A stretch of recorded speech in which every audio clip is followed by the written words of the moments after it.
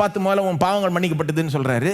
ஒருவேளை இது காரணமாக இருக்கலாம். ஏன்னா நான் நினைக்கிறேன் அவன் குற்ற உணர்வுனால் ஆட்கொள்ளப்பட்டிருப்பான்னு நினைக்கிறேன். அதாவது உங்களை சுற்றியில் இருக்கிற எல்லாருமே உங்களை பற்றி அவன் ஏதோ அக்கிரமம் செஞ்சுருக்கணும், அவன் படும்பாவியாக இருக்கணும் அப்படின்னா நீங்கள் நம்ப ஆரம்பிச்சிருவீங்க. கடைசியில் நீங்கள் படும்பாவின்னு. சுற்றியில் இருக்க மக்கள் எல்லாம் குசுன்னு இப்படி தான் பேசுவாங்க அவனை பற்றி. தெரிய வராது அவனுக்கு. நிச்சயமாக அப்படிப்பட்ட சமுதாயம் அது. கண்டிப்பாக அவன் பெரிய பாவியாக இருக்கணும், அப்பா அம்மா பெரிய பாவியாக இருக்கணும். அப்படியே பேசி பேசி பேசி பேசி அவன் இதை கேட்டு கேட்டு கேட்டு கேட்டு அவனுடைய அந்த செல்ஃப் இமேஜ் எப்படி இருந்திருக்கும் யோசித்து பாருங்கள். அவனுக்கு இருக்கிற அந்த கில்ட் எப்படி.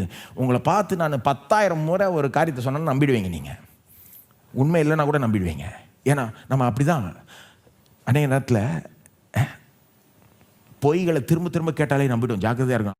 இந்த சமுதாயம் அவனை பாவி பாவி பாவின்னு சொல்லி சொல்லி பேசி பேசி நான் நினைக்கிறேன் அவன் குற்ற உணர்வு ரொம்ப அதிகமாக இருந்திருக்கலாம் ஒருவேளை. அதனால தான் ஒருவேளை இயேசு முதல்ல அவனை அதிலிருந்து விடுதலை ஆக்குறாருன்னு நினைக்கிறேன். ஏன்னா அது இருக்கிற வரைக்கும் அந்த சுகத்தை கூட பெற முடியாது அவனால். அவன் தகுதி இல்லாதவன் நினைப்பான் தன்னை பற்றி. அவன் பாவங்கள் மன்னிக்கப்பட்டது அப்படின்றார். இப்போ அது ஒரு காரணமாக இருக்கலாம். இப்போ அந்த உலகம் அப்படிப்பட்ட உலகம், எக்ஸ்ட்ரீமாக பாவத்தையும் வியாதியும் கனெக்ட் பண்ண உலகம். இன்னைக்கு எப்படி ஆயிடுச்சுன்னா இன்றைய உலகத்தில் அடுத்த எக்ஸ்ட்ரீம் போயிட்டாங்க சிலர். பாவத்துக்கும் வியாதிக்கும் கனெக்ஷனே இல்லை. மேற்கத்திய நாடுகள்லாம் அவங்களுடைய mindset western secular mind செட்னுவாங்கள்ல, அது இங்கே கூட இருக்குது. மேற்கத்திய நாட்டில் மட்டும் இல்லை, இன்னைக்கு செக்யுலர் மைண்ட் செட் உலகம் எங்கும் இருக்குது. எப்படி ஆயிடுச்சுன்னா பாவத்துக்கும் வியாதிக்கும் என்ன கனெக்ஷன்? சுத்தமாக கனெக்ஷனே இல்லைங்க. வியாதி ஆஸ்பத்திரி பார்க்க வேண்டிய பிரச்சனைங்க. வியாதி வந்துச்சா டாக்டர்கிட்ட போங்க.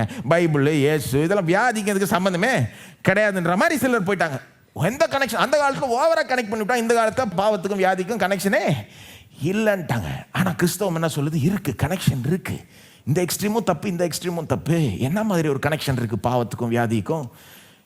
எல்லா வியாதியும் பாவத்து நிமித்தமாக தான் உலகத்துக்குள்ளே பிரவேசிச்சுது. எல்லா வியாதியும் எப்படி உலகத்துக்குள்ளே வந்தது? பாவத்தினால தான். இன்னும் கேட்டால் இப்படி சொல்லலாம், எல்லா வியாதியும் ஒரு மனுஷனுடைய பாவத்தினால தான் உலகத்துக்குள்ளே வந்தது. எந்த ஒரு மனுஷன்? இந்த மனுஷன் இல்லை, ஆதாம். முதல் மனுஷனுடைய பாவத்தினால தான் உலகத்துக்குள்ள வியாதி மட்டும் இல்லை, எல்லா தீமைகளும் பிரவேசித்தது. ரோமர் 5:12 சொல்லுகிறது, ஒரு மனிதனுடைய பாவத்தின் மூலமாக தான் மரணமே உலகத்துக்குள்ள பிரவேசித்து எல்லாருக்கிட்டும் பரவிடுச்சான். அப்போ அது ஒரு பிரின்சிபிள். ஒரு மனுஷன் பாவம் மூலமாக தான் எல்லாம் தீமையும் நுழைஞ்சு எல்லார்ட்டையும் பரவிச்சு. அப்போ கிறிஸ்தவம் அதை தான் போதிக்குது, பைபிள் அதை தான் போதிக்குது.